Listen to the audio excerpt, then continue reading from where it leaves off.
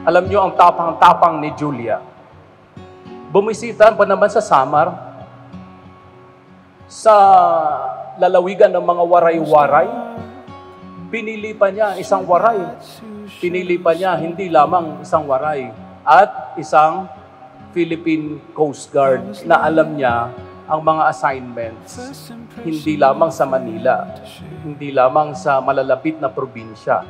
Anywhere in the whole part of the Philippines, the whole Philippines. I can say that it's full of surprises always.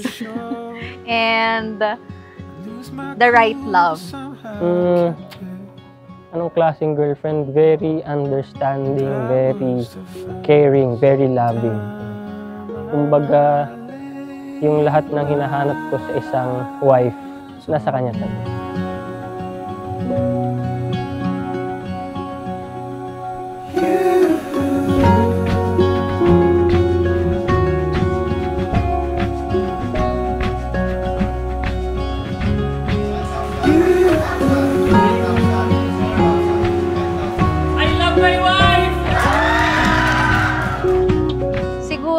Hindi naman siguro may iwasan sa babae yun. Especially kung first boyfriend, that the dream na siya yung mapapangasawa. Destiny has it. He will meet Julia, the bravest woman in the whole universe. And today, they will become one. Kami ngayon ang 8th year namin, no? Saktong anniversary namin ngayon. Meron. Si JM De Guzman. Feels like I'm standing in a timeless stream of lightness, of pale amber rose. Julia, do you take Jim here present for your lawful husband according to the right of our Holy Mother, the Church? Yes, I do. Parang I cannot anymore live my life na hindi ko kasama si Julia. Yeah. Kasi hindi ko maiisip kung paano ko pa makakonquer yung mga challenges kung wala siya sa tabi. Never stop, never whatever, near and far and always and everywhere and everything.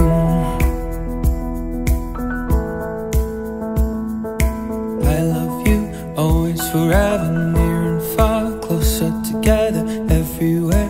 I will be with you, everything. Sorry sa mga times na makulit ako at pasaway.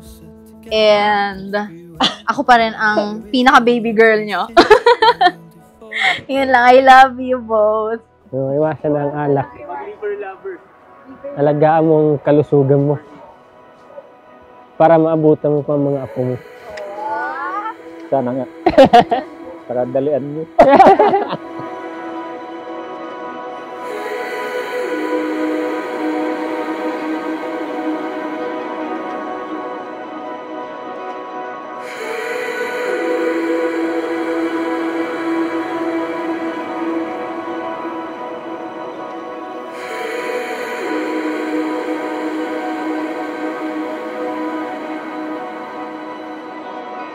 Thank you because you're always there to correct whatever na sa tingin mo ay mali na ginawa ko. And thank you for letting me grow in this relationship. So, I love you so much. This is it. And to give you the life and the kind of love that you deserve, which is none other than the very, very best. So, I love you so much.